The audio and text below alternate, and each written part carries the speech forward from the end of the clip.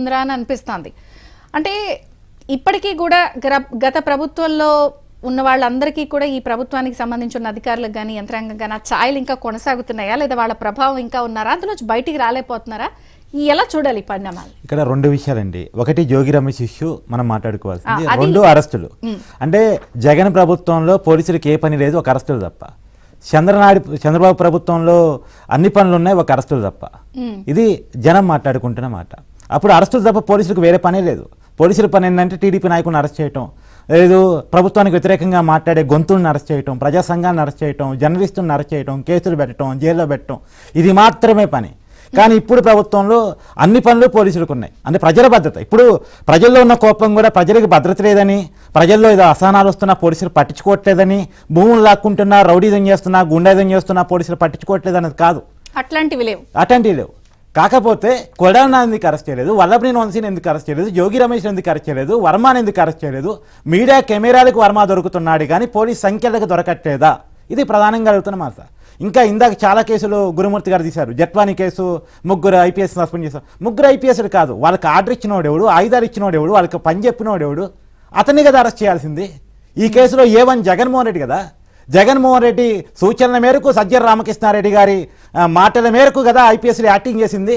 సజ్జల రామకృష్ణారెడ్డి గారిని అరెస్ట్ చేశారా, జగన్మోహన్ రెడ్డిని అరెస్ట్ చేశారా? పాత్రధారుల వరకే ఉంది, సూత్రధారిని కదండి అరెస్ట్ చేయాల్సింది. జట్వానీ కేసులో మెయిన్ సూత్రధారి జగన్మోహన్ రెడ్డి. ముంబై పారిశ్రామికవేత్తకి ఎవరు క్లోజు? ముంబై పారిశ్రామికవేత్త కోసం పోలీసులకు ఆర్డర్ ఇచ్చింది ఎవరు? ఇప్పుడు ఐపీఎస్ సస్పెండ్ చేయమని ఎవరు అడిగారు? ఐపీఎస్ కాదు, సూత్రధారిని పట్టుకుని లోపలేమని కదా జనం అడుగుతుంది.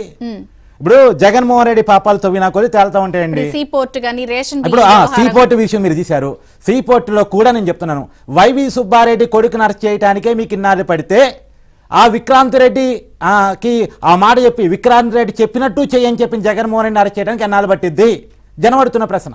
రెండోది, విజయసాయి రెడ్డి ఏం మాట్లాడుతున్నాడండి? 4.5 సంవత్సరాల తర్వాత మేము అధికారంలోకి వస్తాం, ఆ రోజుకి చంద్రబాబు బతుకుంటే అరెస్ట్ చేస్తాం అని 4.5 సంవత్సరాల తర్వాత కూడా చంద్రబాబును అరెస్ట్ చేస్తాం బతుకుంటే అని చెప్పగలుగుతున్న విజయసాయి రెడ్డి లైఫ్ థ్రెటన్ కూడా ఇస్తున్నారు. అంటే విజయసాయి రెడ్డి ఏం కోరుకుంటున్నాడు? చంద్రబాబు చావాలని కోరుకుంటున్నాడా, చంపాలని అనుకుంటున్నాడా? ఆ మాట చేసిన మరుక్షణం, ఆ మాట మాట్లాడిన మరుక్షణం ఎక్కడ ఉండాలి?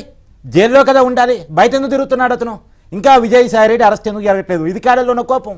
ఇంకా చంద్రబాబు మీద అవాకులు చవాకులు వాళ్ళు పేర్చగలిగే దమ్ము ఎక్కడుంది?